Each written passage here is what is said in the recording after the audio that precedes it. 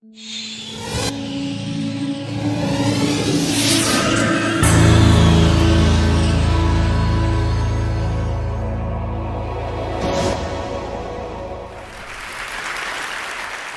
one knows precisely how many older Americans are being abused, neglected, or exploited.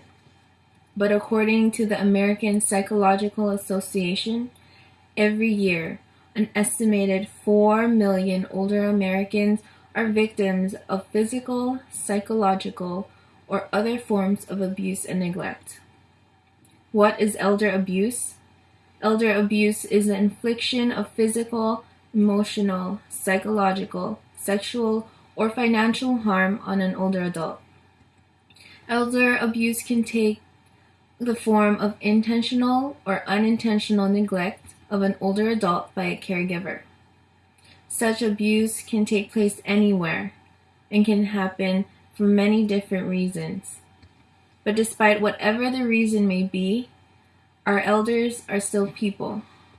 They may seem helpless, but it isn't their fault. We must be patient and take the time to try and understand them. And upon doing so, we may turn potential situations of abuse into something positive. I see a lot of people every day, different faces, different stories. And as a working student, aside from the people I encounter at school on a regular basis, are the people I see at work. And by those people, I don't mean coworkers, but residents, the elderly. This isn't going to be a story about abuse, but more about life and lessons. I've been working in an assisted living facility for about a year and a half now, and from my experience, I have learned that there's a lot more to the elderly than we think we know, or than what we give them credit for. We shouldn't take them for granted.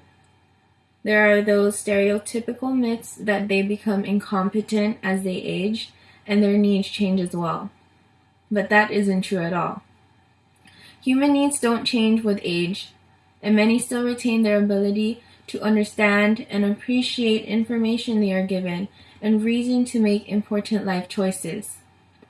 I had asked a few of my residents a life lesson they could share, and many of them mentioned family. One said to love your neighbor. Another said to give lots of hugs, finding importance in family and friendship.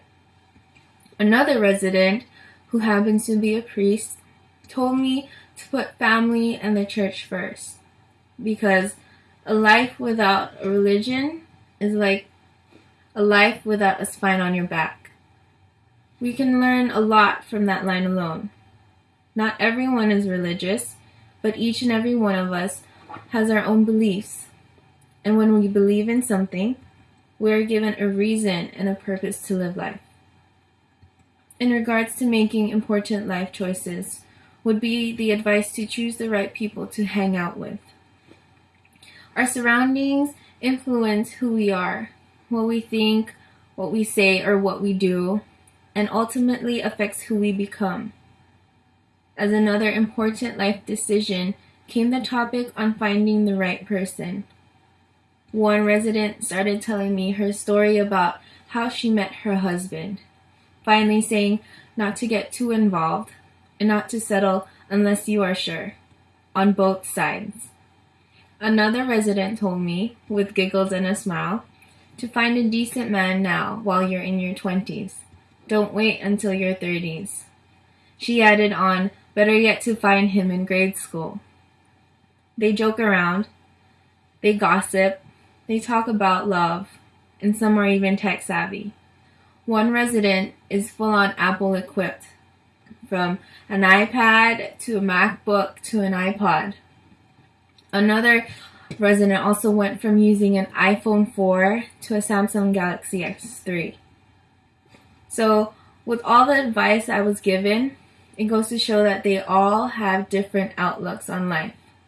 They all have a different message to share, and all we can simply do is to learn from them, to talk to them, for all they need is someone to listen to their stories. I used to wonder why people put their parents in nursing homes or places similar to that, thinking to myself, I wouldn't do such a thing to my own parents. But the reason is not neglect, but more on making sure their parents are taken care of. Above all that care and lending an ear, they deserve respect.